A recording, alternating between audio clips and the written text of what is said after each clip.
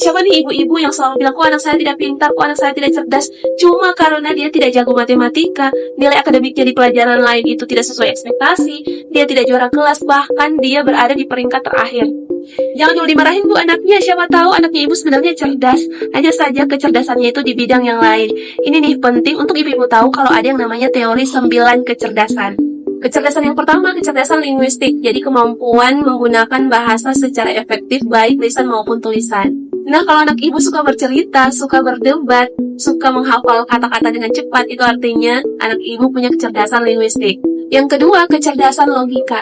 Nah, kecerdasan logika, dia punya kemampuan berpikir secara logis, dia suka menganalisis data. Nah, kalau anak ibu suka membacakan teka-teki dan game yang berkaitan dengan logika, berarti dia punya kecerdasan logika. Ya, tinggal diarahkan saja kecerdasannya ini ke arah yang lebih baik atau diasah kemampuannya ke arah yang benar. Yang ketiga, kecerdasan spasial. Dia punya kemampuan memvisualisasikan objek dalam ruang. Anak-anak yang punya kecerdasan ini, dia biasanya punya imajinasi yang tinggi. Dia suka menggambar, suka melukis, dia pandai mendesain sesuatu, dia peka terhadap warna-warni, dan dia itu pasti menyukai karya seni visual. Yang keempat, kecerdasan kinestetik jasmani. Nah, ini kemampuan untuk mengontrol gerakan tubuh dan menggunakannya untuk mengekspresikan diri. Kalau anak ibu suka olahraga, suka menari, itu artinya anak ibu punya kecerdasan kinestetik jasmani. Yang kelima, kecerdasan musikal. Nah, ini adalah kemampuan untuk memahami, menciptakan, dan menghargai musik. Kalau anak ibu suka main musik, suka menyanyi, atau jago bikin lagu, itu artinya anak ibu itu cerdas musikal.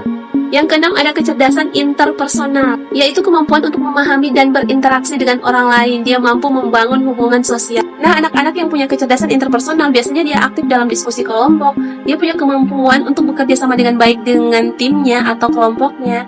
Dia bahkan bisa jadi pemimpin dalam satu regu atau satu kelompok. Yang ketujuh, ada kecerdasan intrapersonal, kemampuan untuk memahami diri sendiri. Biasanya anak-anak yang punya kecerdasan ini, dia mampu mengendalikan emosinya. Biasanya mereka itu sangat jago bikin journaling. Yang kedelapan, ada kecerdasan naturalis. Biasanya kalau orang yang punya kecerdasan naturalis, dia itu suka mendaki gunung, suka berkebun, suka sesuatu yang berkaitan dengan fenomena alam. Yang kesembilan, ada yang namanya kecerdasan eksistensial. Nah, kalau punya kecerdasan ini, mereka punya kemampuan untuk merenungkan kehidupan. Mereka ini biasanya jago dengan sesuatu yang berkaitan dengan filosofis atau spiritual, keagamaan. Nah, sudah tahu kan ibu-ibu, ada 9 teori kecerdasan. Jadi anak ibu bisa punya salah satunya dari kecerdasan itu, atau bisa juga dia punya beberapa kecerdasan.